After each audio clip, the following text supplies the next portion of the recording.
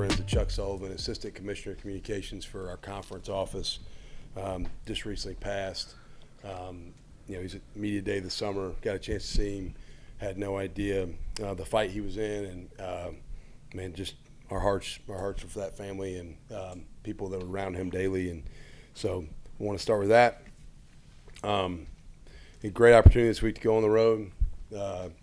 Tough environment, be a challenging road trip. Really good football team in Temple.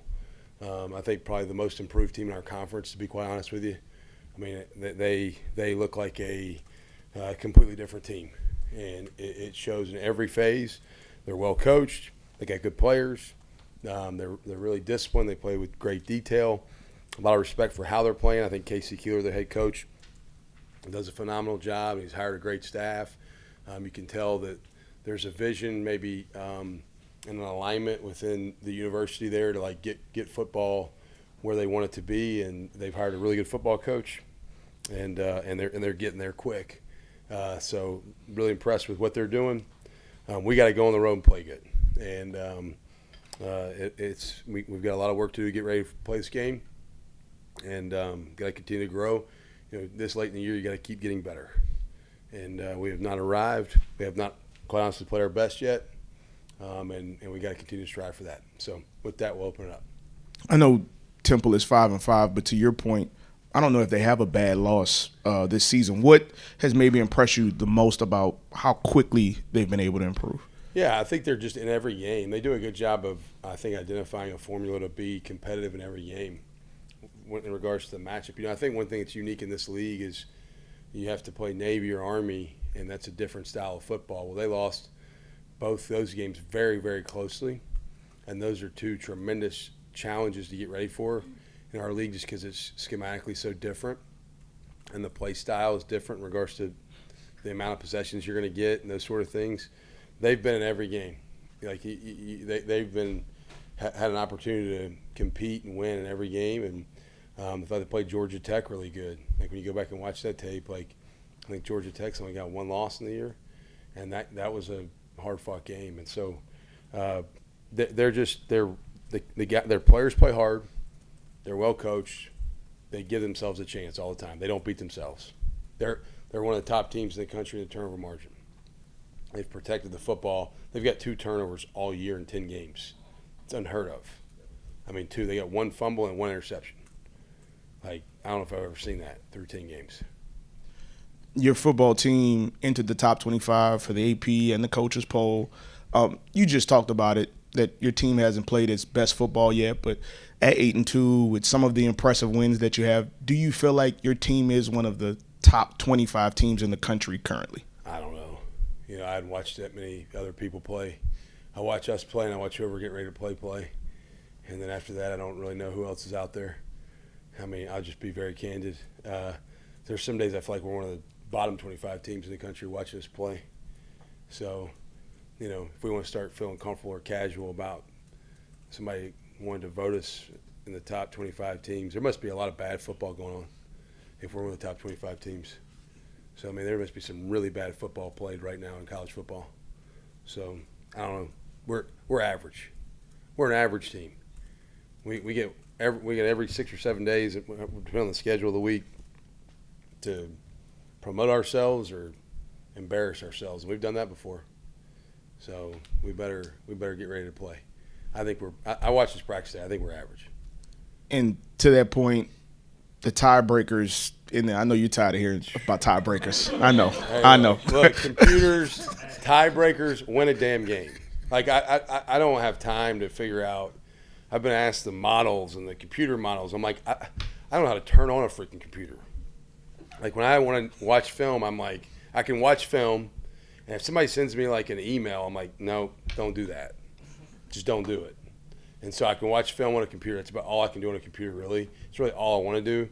And tiebreakers, don't know them, don't care about them. I will care at the end. Like if we keep winning, yeah, I'll look at the end. And maybe they want you to win pretty, and if we can, we'll win pretty if we have the opportunities to. But the way to win pretty is just win. Find a way to win. We're not built in a manner to like I just told you. We don't look pretty. but we have to find a way to win each week. That's the goal. And so tiebreakers, I don't know. I think the CFP has something to do with it, it's my understanding. So if you keep winning, I don't know if they'll rank us or not. I may, get all the people in the CFP's phone numbers and just harass them if we get to the end of this and need their help. Hey, Coach, you talked about them being the most improved team. Can you point to exactly why is that? Maybe it's a position group, or what makes them the most improved team so far? I just think, Casey is an established coach. He's been doing it a long time. He's won a lot of football games. And you can tell he understands how to hire great staff. You can tell he sets a really good vision for that staff and the program and the culture of the team. And they've created a belief in, they have a plan of how they want to attack each game to give themselves an opportunity to win the game. And that's the biggest thing. And they've had a ton of roster turnover, just like we all have, I think, in this league. And I really have a lot of respect for. They seem to do things the right way. I tell our team all the time, there's no.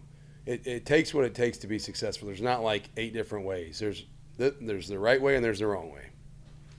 They, from a distance, watching them, seem to do things the right way. They seem to be disciplined and detailed and tough and physical, and they do their job well, and they play hard for each other, care about each other. It looks like I just really think that they've established really quickly what I think is a winning culture from a mindset and how they carry themselves. And last year you only held them to 6 points. What does it look like to repeat that performance? I mean, or even a shutout. Yeah, they're a different outfit. Like they're schematically, it's not even remotely the same. When you watch last year's tape and then you watch this year's film, I'm like, okay, well, they're not even doing similar things. They're very different. I think they're very well coached offensively. At times, I feel like I'm watching ourselves a little bit. They got good players. They got good scheme. They protect the football. They execute well.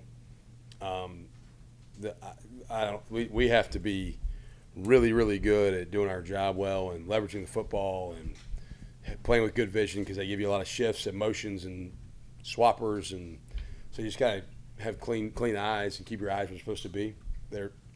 Last week, much different challenge. Last week was how fast can you get lined up, and it was real clean pictures. This week, not always about how fast. Sometimes it is, but more about getting your cleats and your eyes set and make sure you don't get lost in the sauce of a shift or a motion or something that they're trying to get you to lose your eyes. I know you don't have a lot of time to really reflect during the season, but has there been a time maybe on the sidelines or you've been watching your offense operate being like, man, I can't believe Jake Retzloff showed up 3 weeks, a month before the season and has been able to operate this offense the way that he has? It's been a number of times I've thought in the game, man, the guy's only been here for a couple months. Yeah, it's been impressive. He's got a moxie about him, a confidence, a swagger about him. He loves football. He's up here all the time. He's up here constantly watching tape. I think he does a great job critiquing himself. I think to be a player that wants to continually get better and grow, you have to be hard on yourself without being in the mindset of negativity. But you got to always push to be your best. I think he's done a really good job of that, and very impressive what he's done. Back to Temple for a moment, if you don't mind. That quarterback, Simon, very efficient, extremely efficient. And he's got 4 receivers who have 26 or more catches, including this guy, the tight end, who's 6'6". Yeah. Can you tell us a little bit about these guys? They're scary. Yeah, the tight end's got a great catch radius. He's a big human, long arms, catches the ball over the place. Receivers are good. One of the receivers, 17, is also their punt returner. He's probably the best punt returner we've played all year. And the quarterback makes good decisions with where to go with the football. I think it's 22 touchdowns and 1 interception on the year, if I'm not mistaken. Mm-hmm. Pretty good numbers. I don't know the QBR and all that stuff on that, but 22 touchdowns and 1 pick, I think was probably lead the country in quarterback or in interception to touchdown ratio right now, if I had to guess. The Temple D does tend to give up more rushing yards. Does that turn over in your head, or? I mean, you look at the stats, but you got to also acknowledge they played Army and Navy, right? Who are probably first and second in the country in rushing yards, or first and third, I think. So when you play two teams that run it like 50 times a game, that's going to skew your stats. You know, like I think sometimes the stats of run defense can really get jacked up when you play two option teams in one season, especially 2 in 10 games. You know, that's 20% of their schedule. They've played option teams. So I think it may throw some of that off a little, because I see a team that does some things run defense-wise with some front mechanics that can give you issues. Any team that plays FAU is going to give up a ton of yards. That's just the reality of it. Did you feel like your defense took a step forward in that game, or not? There were a lot of big plays made when they needed to. Only 10 points through 3 quarters. Yeah, at times I thought there were some positives, and at times I thought there were some negatives. I thought, you know, at the end of the day, the most important stat, like we're talking about stats, is scoring defense, not total defense. And so, you know, in that game, they had a turnover issue coming into the game, so we kind of heightened that.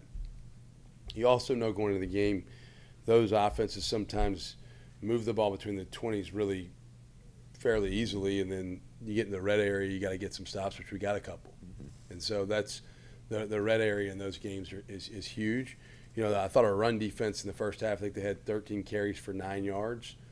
And once we were in a 3-score lead, we played a lot more dime to just try to, like, hey, if you want to hand the ball off and run it for 5 yards every time for the rest of the game, we feel pretty good about the clock situation with the points needed. So I thought there's some things that were done well. I thought you saw a few individuals, I thought, step up. Isaiah Wadsworth, really cool to see him step up and make a play. You asked me a question about him in KC last week, and it's pretty fitting that, you know, about, hey, he transferred here and maybe didn't look like the guys that transferred here last year in regards to his production to this point.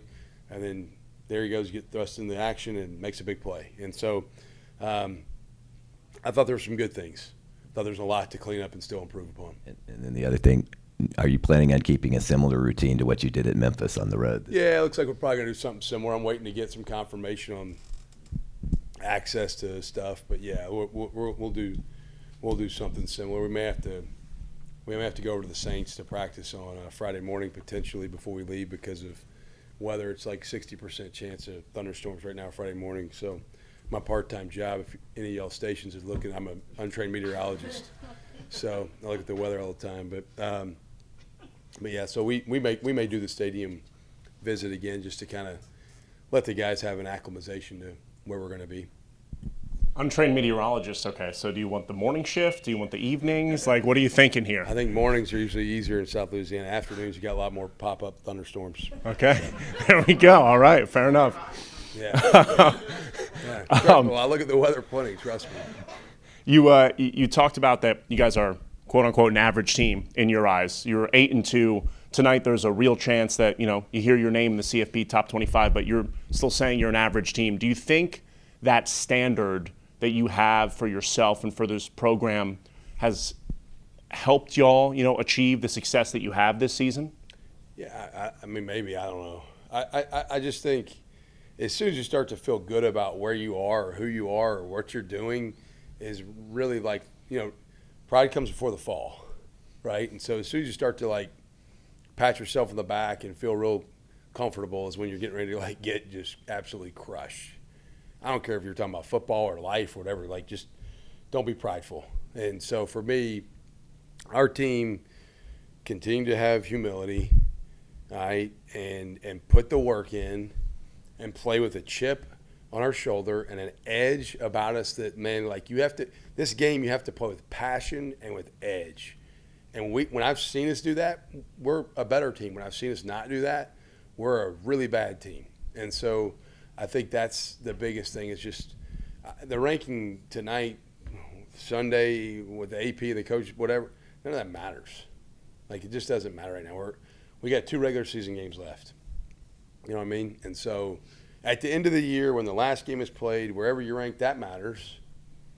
But nobody puts up a banner for a team that was ranked in week 13 in college football. Like, and quite honestly, too, go look at the last 3 weeks, the team that's been ranked in our league, what's happened. Okay? Hadn't gone good for them. Navy got ranked, went to North Texas, lost.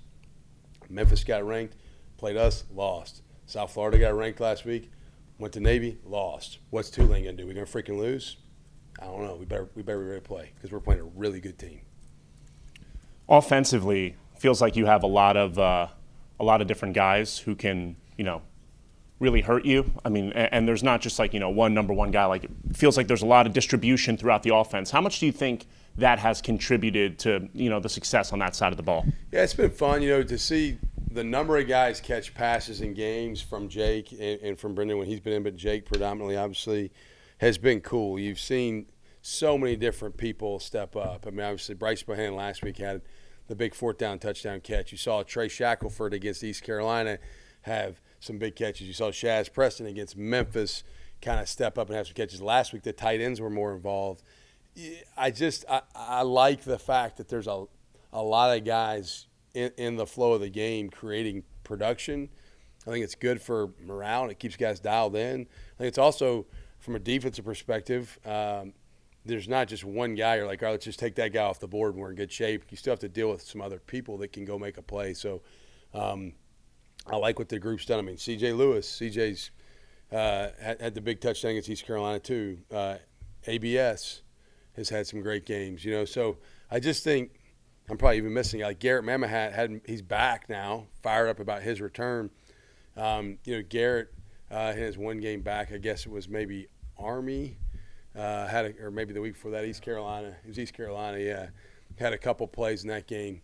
And so just the depth of the offensive playmaking group is fun to see. Different running backs stepping up. It's exciting.